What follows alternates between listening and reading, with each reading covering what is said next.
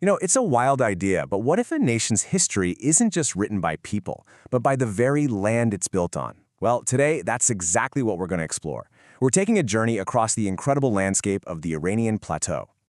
It's a huge question, right? But the answer, believe it or not, is literally etched into the mountains, the deserts, and the seas that have defined this ancient land for millennia. So, our journey starts right now.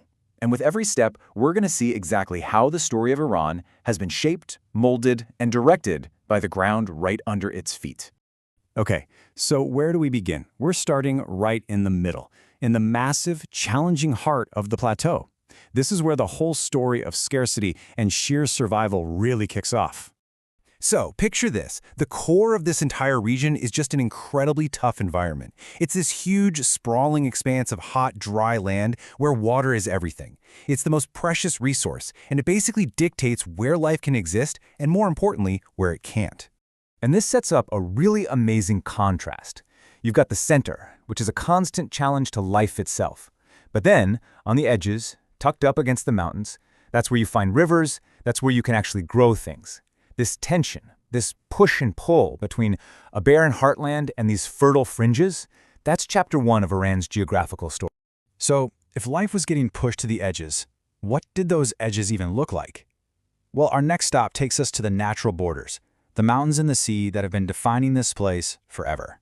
And these are the big ones, the major geographical players. We're talking about towering mountain ranges like the Zagros out west and the Alborz up north. And then you have these huge bodies of water, the Caspian Sea and the Persian Gulf. Now, these aren't just lines on a map. They are active forces in this country's history. And they played this really cool double role. On one hand, the mountains were like these giant natural fortresses, making it super difficult for anyone to just waltz in and invade. But just as crucial, they were amazing at trapping moisture, which fed the rivers that made civilization possible in the first place. So they were both a shield and a lifeline. All right, from the mountains, let's head south, down to the coast. We're going to a gateway that connected the plateau, not just to water, but really to the entire ancient world. The Persian Gulf has never just been a southern border. It was Iran's superhighway to the sea. For literally thousands of years, this was the main pipeline for trade, for new ideas, and for projecting influence out into the world. And check this out. We can see it right here in our source material. This text points out the deep historical roots of the Khalij Fars, or the Persian Gulf. It even notes its ancient ties to some of the world's first civilizations, like the Sumerians and the Elamites. I mean, this is literally history being written by geography. But hey, the connections weren't all by sea. To really get the full picture of how history flowed here, we have to go back inland and trace the ancient highways that were carved right across this seriously difficult landscape. Yeah, despite that harsh desert in the middle, the Iranian plateau was never cut off. It was a land of transit. Think of it like this. Great historical routes, basically the ancient world's version of superhighways, were cut through mountain passes and along the edges of the desert. These roads connected entire empires and let goods, ideas, and even armies flow back and forth. Let's actually trace one, just to make this feel real. The source text walks us through a major route that kicked off in the Zagros Mountains, went right through the ancient city of Kermanshah, and then on to the historic capital of Hamadan. From there, it just linked up with all these other major travel arteries. You can almost feel the centuries of movement along that path.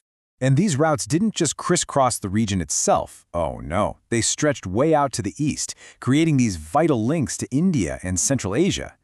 This is what turned the plateau from just a place you pass through into a true continental hub.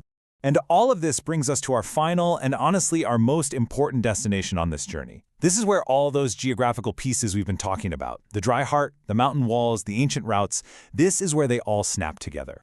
Because of its one-of-a-kind location, the Iranian plateau wasn't just connecting a few cities or regions. It was basically a land bridge connecting whole continents. It was the crucial link between the vastness of Asia, the powers in Europe, and it was a gateway over toward Africa. And here it is, the key idea, pulled straight from our source. The text uses this fantastic Persian word to describe this position, chahara. Now, it literally means four roads, but what it really means is crossroads. The Iranian plateau wasn't just on the way to somewhere else. It was the way. It was an ancient, absolutely vital crossroads of the world. And that, right there, just nails it. The story of this land, all of its challenges, its natural defenses, its connections, it's not just history. It's geology, it's topography, it's geography, plain and simple. So, when you put it all together, the picture just becomes crystal clear. The destiny of the Iranian plateau is forged by this unavoidable reality. You have a harsh center that pushes life to the edges, mountains that both protect and provide, and this incredibly central location that made it the crossroads of the ancient world. Which leaves us with one last, really fascinating question to chew on. When we look at the huge sweep of human history, you have to wonder, how much of what we call destiny is really just another word for geography?